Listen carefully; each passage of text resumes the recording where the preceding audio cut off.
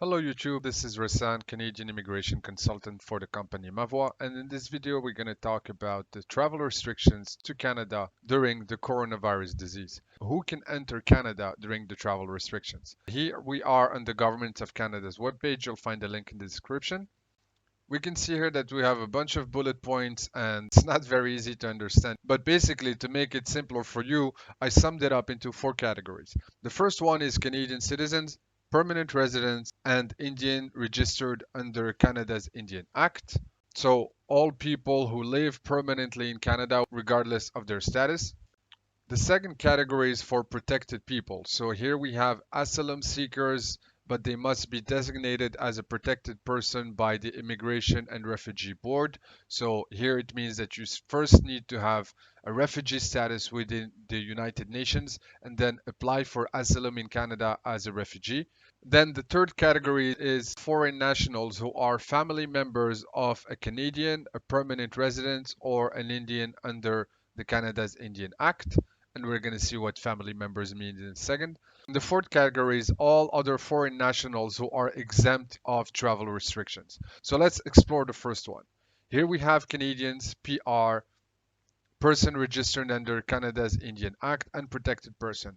I had a few clients that were worried that they couldn't enter Canada because of the travel restrictions. So if you are a permanent resident of Canada, that you got your visa, but you haven't validated it yet, meaning that you haven't entered Canada and you're about to enter for the first time, you can still enter during the coronavirus restrictions because you have been accepted as a permanent resident. So you don't have to worry about that. You're fine. Now, for protected people, as I said, you need to have the refugee status from the United Nations or have been designated as a protected person by the IRB. That's the Immigration and Refugee Board.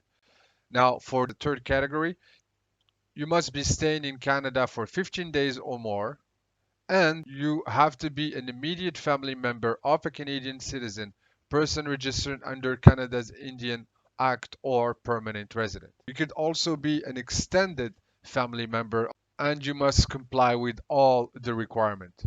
Okay, so if you want to take a look at the definition of who's considered, you can click on this link. It's going to bring you to another page.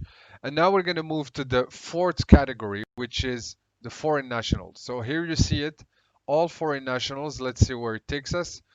And here we have it. To be eligible, you must meet one of the following requirements. You must be traveling directly from the US for a non-discretionary purpose. That means that you're not just going to Canada to explore, to visit, for leisure or tourism. You actually have a legit reason to go to Canada despite all the restrictions.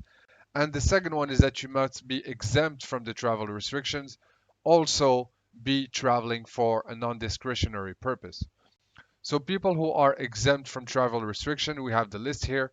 Temporary foreign workers. If you click on it, it will bring you to the definition of a temporary foreign worker. And I recommend that you check it out. So here you have information for temporary workers if that's the case for you. Same for visitors and same for students. And here you have the list of all the other exceptions for foreign nationals. We're not going to go through every one of them.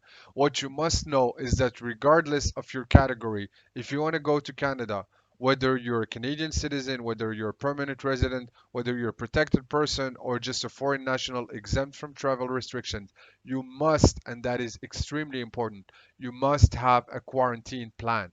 You must have a place that you can prove to the border officials at the customs that you have a place to stay for 14 days in complete isolation until you finish your quarantine. If you don't have it, they will not let you through. You must also have the app on your mobile phone. If you don't have a mobile phone, you can download the form and print it and bring it with you.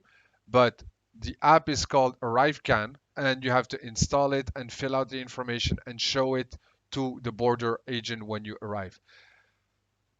So here you go. I hope you know more about travel restrictions now. If you're flying to Canada, make sure you download the app on your smartphone. If not, you can download the form as well and fill it out by hand.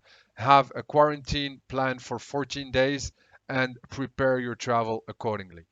Here you have the penalties for not following the quarantine plan, and it's no joke. Canada doesn't mess around with penalties. you can see a fine of up to $750,000, 6 months of jail time, and being found inadmissible, removed from Canada, and banned from entering for 1 year. So take it seriously, please. If you want to come to Canada, check out the travel restrictions. Make sure you're exempt if you're a foreign national. And regardless of your situation, have a quarantine plan and download the app on your phone. I hope you found this video useful. Subscribe if you did and if you want to know more about the channel. And I'll talk to you very soon. Bye bye.